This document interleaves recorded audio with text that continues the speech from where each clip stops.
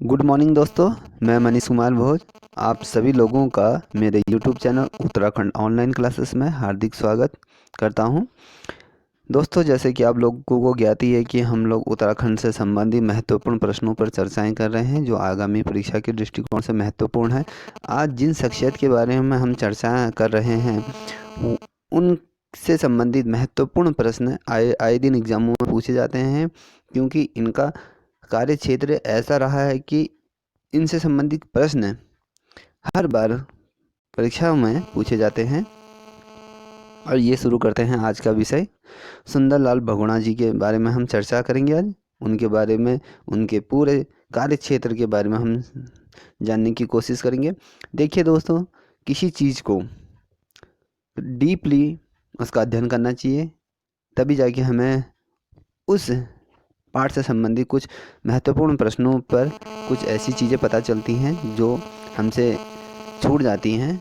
आज उन्हीं बिंदुओं पर चर्चा करते हुए आज हम सुंदरलाल बहुगुणा जी के जीवन के बारे में प्रकाश डालते हैं। चलिए, सुंदरलाल बहुगुणा जी को पर्यावरणवादी के तौर पर भी जाना जाता है। इन्होंने पर्यावरण के क्षेत्र में भी बहुत महत्वपूर्ण कार्य किए हैं, क्योंकि इन्हें वृक्ष मानव के तौर पर भी संबोधित किया जाता है। यदि मैं पर्यावरण के बारे में बात करूं, इन्होंने अपना संपूर्ण जीवन पर्यावरण के प्रति समर्पित कर दिया था और पर्यावरण को लेके ये बहुत ज़्यादा संवेदनशील थे। और यहाँ तक कि जब भारत सरकार द्वारा इन्हें पद्मश्री पुरस्कार से सम्मानित किया जा रहा था, तो इन्होंने उस पुरस्कार को लेने से मना कर दिया था, क्योंकि इन्होंने कहा कि यदि मैं ये पुरस्कार लेता हूँ तो अभी मेरा कार्य कंप्लीट नहीं हुआ है, क्योंकि जिस प्रकार से पेड़ों की कटाई हो रही है, जिस दिन ये चीज़ें रुक जाएंगी उस दिन ये पुरस्कार मेरे लिए लेना सम्मानजनक बात होगी, क्योंकि मैं अभी ये पुरस्कार नहीं ले सकता हूँ, क्योंकि आए दिन जिस प्रकार से पेड़ों की अंधाधुंध कटाई चल रही है उसको मद्देनज़र रखते हुए इन्होंने उस पुरस्कार को ठुकरा दिया था। ठीक है, क्योंकि इनका जो सोच थी पर्यावरण के प्रति, वो आज किसी मनुष्य पे देखने को प्राप्त नहीं होती है। जबकि इन्होंने अपने जीवन में बहुत से ऐसे कार्य किए जिन्हें भुलाया नहीं जा सकता है। आइए उन्हीं बिंदुओं पर हम चर्चाएं करेंगे। यदि मैं सुंदरलाल बहुगुणा जी के बारे में बात करूं, तो इनका जन्म उत्तराखंड के देवभूमि में टिहरी गढ़वाल में हुआ था। चिपको आंदोलन के प्रवक्ता सुंदरलाल बहुगुणा जी का जन्म 9 जनवरी 1927 को उत्तराखंड के मरोड़ा सिलियार टिहरी गढ़वाल में इनका जन्म हुआ था। और इनके पिता का नाम श्री अम्बा दत्त बहुगुणा जी इनके पिता का नाम था। इनकी माता का नाम श्रीमती बिमला नौटियाल है।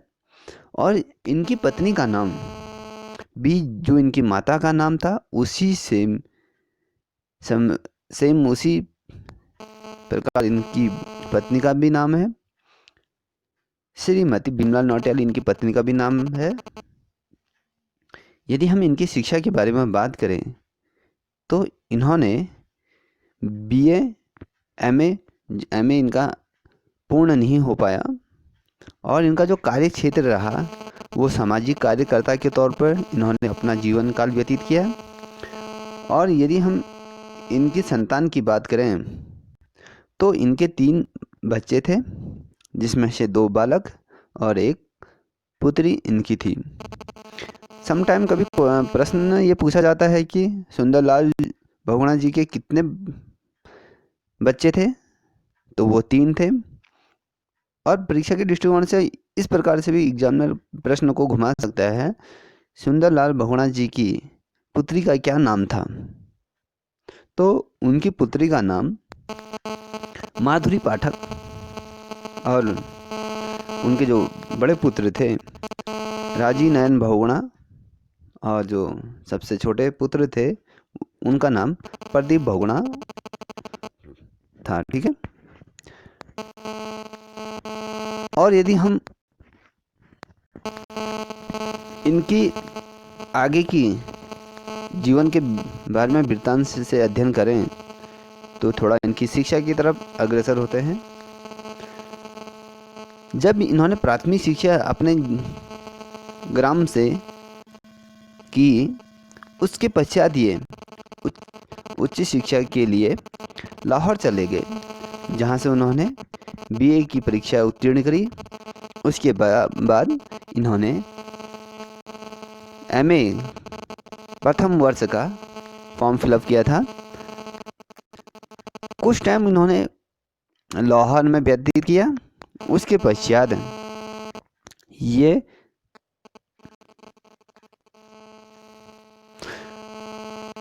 लाहौर से वापस आ गए थे और सन 1949 को ये मीराबेन और ठप्पर बप्पा के संपर्क में आए और इन्होंने दलित वर्ग के विद्यार्थियों के उत्थान के लिए, जो उस टाइम पे जो दलित वर्ग के जो विद्यार्थी थे उनकी दयनीय स्थिति हो रही थी, चाहे विश्वविद्यालय के क्षेत्र में देखिए और निम्न स्तर पर भी यदि देखें तो दलित वर्ग के बच्चों के साथ अन्याय हो रहा था और उनके उत्थान के लिए इन्होंने अपना जीवन समर्पित किया, उनके प्रयासरत रहे।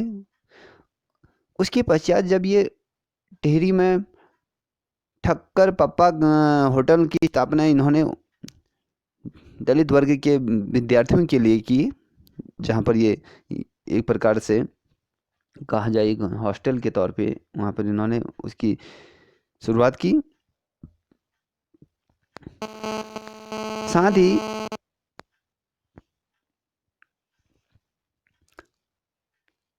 जो दलितों को मंदिर में प्रवेश करने का अधिकार नहीं था, क्योंकि आप लोगों ने देखा होगा, क्योंकि जिस प्रकार से समाज में रूढ़िवादी सत्ता व्याप्त हो रही है उसको मद्देनजर रखते हुए दलितों को और निम्न वर्ग के जो व्यक्ति हैं उन्हें मंदिर में प्रवेश करने का अधिकार नहीं था। तो उन्होंने बहुगुणा जी ने इन वर्ग के लोगों के उत्थान के लिए आंदोलन शुरू किए और उन्हें अधिकार दिलाया और उनको मंदिर में प्रवेश करने का अधिकार प्राप्त हुआ। देखो कैसी विडंबना है कि एक इंसान को मंदिर जाने से रोका जाता है क्योंकि ये हमारी मानसिकता है। ये यदि हम इस मानसिकता से जिस दिन बाहर निकल जाएं तो उस दिन एक सही तौर पे मनुष्य का दायित्व तो हम निर्वाह करेंगे।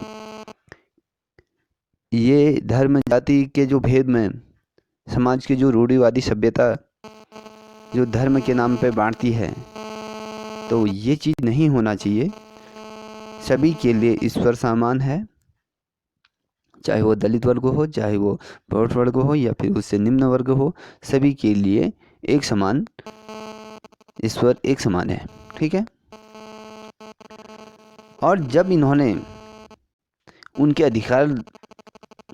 अधिकारों के लिए 1971 में बहुगुणा जी ने 16 दिन का आमरण अनशन प्रारंभ किया। उसके पश्चात उनको मंदिर में प्रवेश होने का अधिकार दिया गया।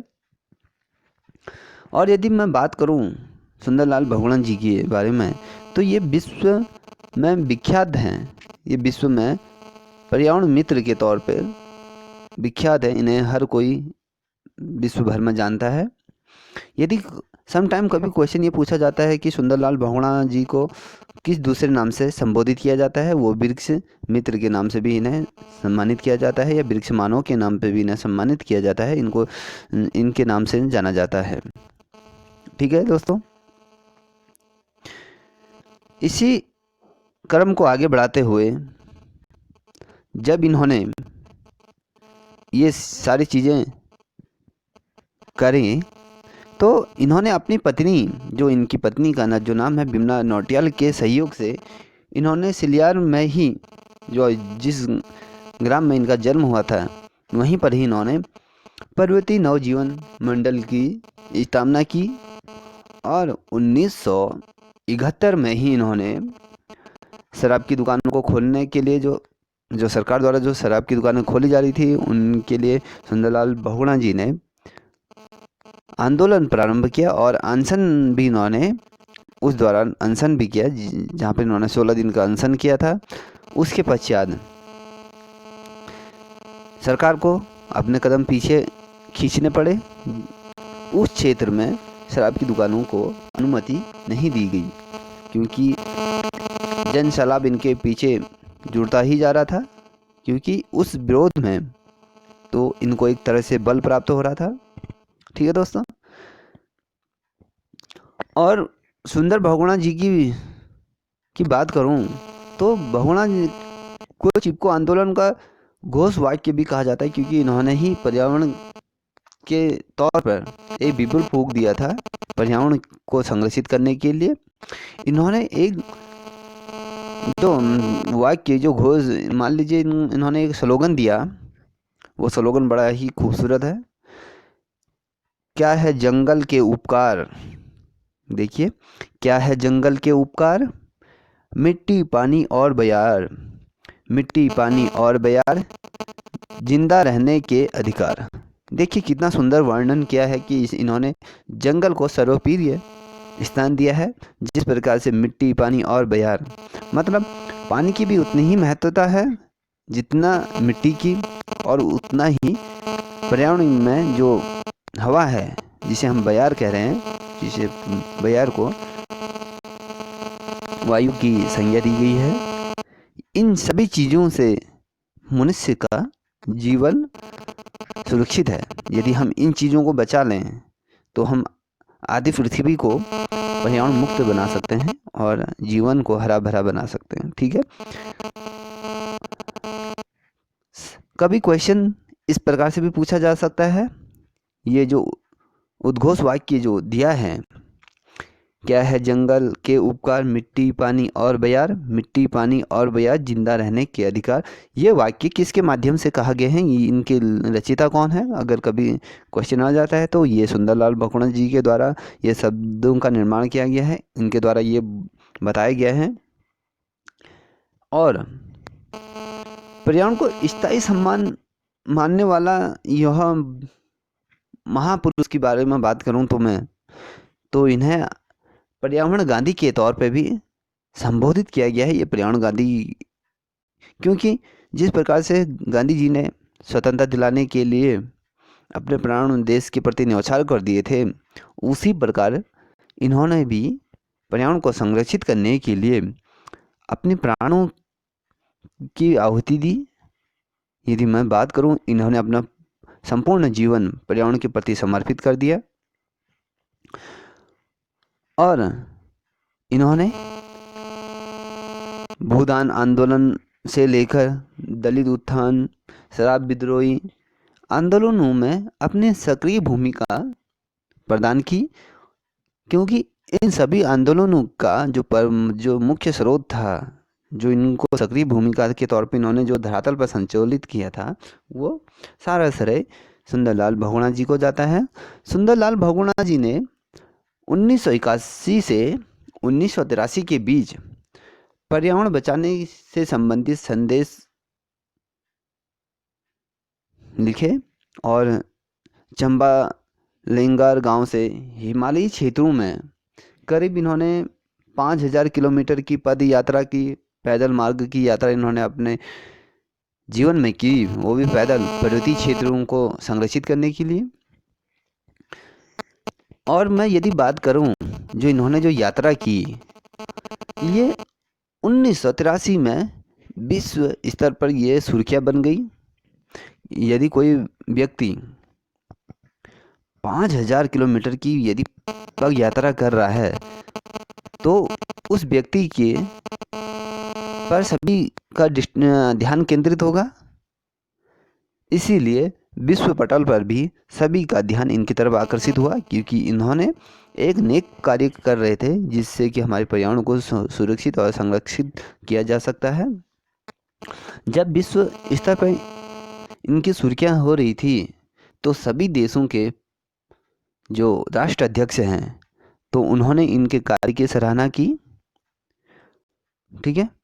और जब मैं यदि बात करूं, जब ये अपने जीवन के अंतिम पड़ाव पर पहुंच चुके थे तो ये क्या था, शरीर के रूप से या शारीरिक रूप से ये काफ़ी कमज़ोर हो गए थे। क्योंकि जब व्यक्ति जब जब बूढ़ा होता है, जब वृद्ध अवस्था की तरफ अग्रसर होता है तो शरीर भी साथ देना छोड़ देता है। जिस प्रकार की जो पहली फुर्ती रहती थी ना शरीर में, जिस प्रकार से जो हम पहले जब जवानी में जो कार्य करते थे वो बुढ़ापे में हम वो चीज़ें नहीं कर सकते हैं।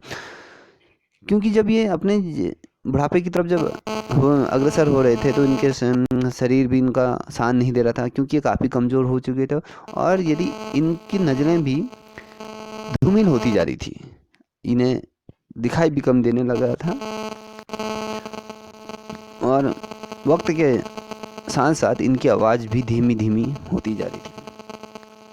हालांकि यदि जब कोई भी इनसे पर्यावरण का जिक्र करता था, पर्यावरण से लेकर कोई टिप्पणी करता था, उन पे चर्चाएं करते थे, तो इनकी आंखों में एक प्रकार से चमक उठ जाती थी और ये ऐसा प्रतीत होता था इनको देख के कि भैया ये एक वृद्ध व्यक्ति ना होकर एक जवान व्यक्ति के तौर पर इनकी जुबान भी तेज हो जाती थी और ये आक्रामक तौर पे उस चीज़ पर टिप्पणी करते थे, अपने बातों को उनके सम्मुख से रखते थे। ठीक है। यदि हम भगवान जी के कार्य क्षेत्रों की बात करें तो जब इन्होंने पदयात्रा की तो अमेरिका की फेड ऑफ नेचर नामक एक संस्था है जो 1980 में इनको पुरस्कृत किया उन्होंने। इसके अलावा यदि मैं बात करूं, इन्हें समय समय पर चाहे अंतर्राष्ट्रीय स्तर पर बात करूं या फिर भारत सरकार द्वारा इन्हें पुरस्कारों से भी सम्मानित किया गया। दोस्तों एक चीज़ इसमें नोट करने की महत्वपूर्ण चीज़ इसमें नोट करने वाली बात है, कभी क्वेश्चन आ जाता है कि सुंदरलाल बहुगुणा जी ने पैदल पग यात्रा कब प्रारंभ की। वो की थी 1981 में। और ये कब तक इन्होंने की, ये 1981 से 1983 के मध्य इन्होंने 5000 किलोमीटर की पग यात्रा प्रारंभ की। ठीक है। और अमेरिका द्वारा इन्हें कब सम्मानित किया गया था, वो किया गया था 1980 में इनको पुरस्कारित किया गया था। और किस संस्था द्वारा इन्हें सम्मानित किया गया, फेड ऑफ नेचर नामक जो संस्था है अमेरिका के अंदर जो पर्यावरण को संरक्षित करने पर जो ज़्यादा जोर देती है, उस संस्था द्वारा इन्हें सम्मानित किया गया। साथ ही अंतर्राष्ट्रीय स्तर पर भी इन्हें काफ़ी माना जाता है, क्योंकि इनका कार्य जो रहा वो एक देश या एक राज्य तक सीमित ना होकर ये संपूर्ण पृथ्वी के लिए एक योगदान भरा कार्य इनका रहा। क्योंकि आज जिस प्रकार से ग्लोबल वार्मिंग पूरे विश्व भर में व्याप्त है, प्रदूषण का स्तर जिस प्रकार से बढ़ता ही जा रहा है, क्योंकि मनुष्य को सजग रहना होगा। जिस प्रकार से हमारी जनसंख्या विस्फोट दिन प्रतिदिन बढ़ता ही जा रही है, भूमि की कमी होने के कारण हम लोग अपने पहाड़ों को रहने योग्य बना रहे हैं और उसके अनुसार हम क्या कर रहे हैं, पेड़ पौधों को काट रहे हैं, उनका दोहन कर रहे हैं। क्योंकि मनुष्य अपनी आवश्यकताओं की पूर्ति किस पे निर्भर है, प्रकृति पे निर्भर है। तो प्रकृति का जिस प्रकार से दोहन कर रहा है, इनका एक उद्देश्य था कि भैया यदि कोई व्यक्ति अपने इस जीवन में आता है तो उसे अपने जीवन में एक पेड़ तो अवश्य लगाना चाहिए, क्योंकि इसी से हम अपने पर्यावरण को संरक्षित कर सकते हैं। ठीक है। और जब इन्हें जो पुरस्कार दिए गए हैं अंतर्राष्ट्रीय स्तर पे जो मान्यता के रूप में 1981 में स्टॉकहोम का वैकल्पिक नोबेल पुरस्कार भी इन्हें दिया गया। अगर हम बात करें, क्वेश्चन बनता है स्टॉकहोम का वैकल्पिक नोबेल पुरस्कार इन्हें कब दिया गया। इन्हें 1981 को ये नोबेल पुरस्कार से सम्मानित किया गया था। और सुंदरलाल बहुगुणा जी को यदि मैं बात करूं 1981 में जो पद्मश्री पुरस्कार जब दिया गया था, मैंने आपको पहले ही बोल दिया था कि इन्होंने उसे अस्वीकार कर दिया था क्योंकि पेड़ों की कटाई जारी थी। तो इन्होंने कहा कि मैं अपने को इस सम्मान के योग्य नहीं समझता हूँ। समझ रहे हो ना क्या कह रहे हैं? इन्होंने कहा कि भैया मैं जो ये सम्मान आप मुझे दे रहे हो, मैं इस सम्मान को लेने योग्य नहीं हूँ, क्योंकि जिस उद्देश्य के लिए मैं लड़ा वो आज भी प्रारंभ उसी तरह से निरंतर चलता हुई आ रही है, इसलिए मैं इस पुरस्कार को ग्रहण नहीं कर सकता। ठीक है। और जो इन्हें सम्मान दिए गए हैं तो मैं उनकी तरफ सरसरी ही निगाह डालते हैं, और इसे आप नोट भी करते जाइए, ये बहुत महत्वपूर्ण है। कभी कभी क्वेश्चन पूछे जाते हैं इनसे, आपको ये ध्यान रखना होगा। 1985 में जो इन्हें पुरस्कार दिया गया था, 1985 में जमनालाल बजाज पुरस्कार इन्हें सम्मानित किया गया था। फिर यही दोबारा 1986 में भी इन्हें जमनालाल बजाज पुरस्कार से सम्मानित किया गया। और 1987 की बात करूं मैं तो राइट लाइवलीहुड पुरस्कार भी से भी इन्हें सम्मानित किया गया था। 1987 में ही इन्हें फिर से पुरस्कार, देखो अलग अलग संस्थाओं द्वारा इन्हें कितने पुरस्कार दिए गए थे। 1987 में शेर कश्मीर पुरस्कार, ये महत्वपूर्ण है, इसको आप नोट भी कर लीजिएगा, ये परीक्षा के दृष्टिकोण से बहुत ज़्यादा महत्वपूर्ण है। ठीक है, ये मैं इसे अंडरलाइन कर रहा हूँ, आप इसे देख लीजिएगा क्योंकि परीक्षा के दृष्टिकोण से बहुत ज़्यादा महत्वपूर्ण है। 1987 में शेर कश्मीर पुरस्कार से इन्हें नवाजा गया, और 1987 में ही एक पुरस्कार और इनसे इन्हें सम्मानित किया गया, सरस्वती सम्मान से भी इन्हें सम्मानित किया गया। जितने भी ये जो सम्मान दे रहे हैं वो पर्यावरण से संबंधित ही हैं, और इनके जो कार्य रहे हैं, इन्होंने जो हर क्षेत्र में जो कार्य किए उससे प्रभावित हो गए अलग अलग संस्थाओं द्वारा इनको सम्मानित किया गया, भारत सरकार द्वारा भी इन्हें सम्मानित किया गया। और 1999, ठीक है, ध्यान दीजिए, 1989 में सामाजिक विज्ञान के डॉक्टर की मानक उपाधि से भी इन्हें IIT रुड़की द्वारा सम्मानित किया गया। ठीक है, जो मानक उपाधि, जो डॉक्टर, जो शब्द हर किसी के आगे से जुड़ता है, एक ये बहुत बड़ी उपाधि होती है। समय समय पर जो अच्छे कार्य करते हैं उन्हें ये सम्मान दिया जाता है, और जो इन्हें सम्मान दिया गया था IIT रुड़की द्वारा, इन्हें ये सम्मान दिया गया था। कभी क्वेश्चन पूछा जाता है कि IIT रुड़की द्वारा बहुगुणा जी को कौन सा पुरस्कार दिया गया था, वो सामाजिक वो दिया गया था, डॉक्टर की मानक उपाधि से इन्हें सम्मानित किया गया था रुड़की द्वारा। और 1998 में इनका पहल जो सम्मान है, पहल सम्मान से भी नवाजा गया। अब देखिए, पहल सम्मान से इन्हें कब नवाजा गया? 1998 को इस सम्मान से इन्हें नवाजा गया। और 1999 में गांधी सेवा सम्मान से भी इन्हें सम्मानित किया गया। गांधी सम्मान जो सेवा जो पुरस्कार है, ये कब इन्हें सम्मानित किया गया था? कभी क्वेश्चन बनता है, ये आप इसे नोट कर लीजिएगा।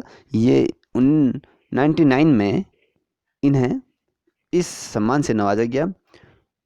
और 2000 में जो सांसदों का जो फोरम रहता है, उसमें सत्यपाल मित्तल अवार्ड से भी इन्हें सम्मानित किया गया है।